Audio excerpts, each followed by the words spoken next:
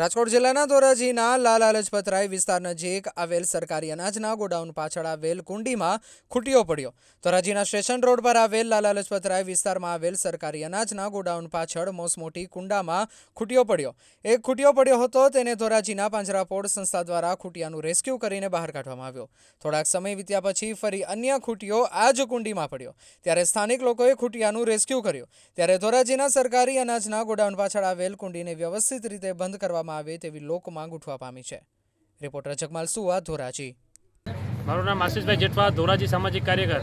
આજે ધોરાજીના station road લાલા લજપતરાય વિસ્તાર પાસે જે સરકારી ગોડાઉન અનાજની ગોડાઉન આવેલી છે, ત્યાં સરકારી ગોડાઉન અનાજની કુંડી ઘણા સમયથી ખુલ્લી હોવાથી જેમાં અવારનવાર ગાયો અને ખૂટિયા પડી જતા હોય છે।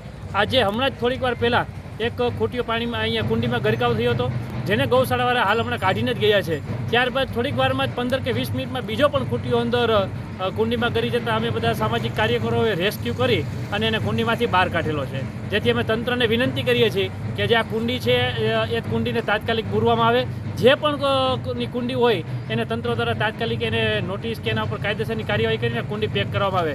આજે ખૂટિયો પડી ગયો છે, બાળકો રમતા હોય છે, ન કરે ભગવાન, અને જો કદાચ બાળકો અંદર ગરકાવ થઈ જાય તેનો જવાબદાર કોણ?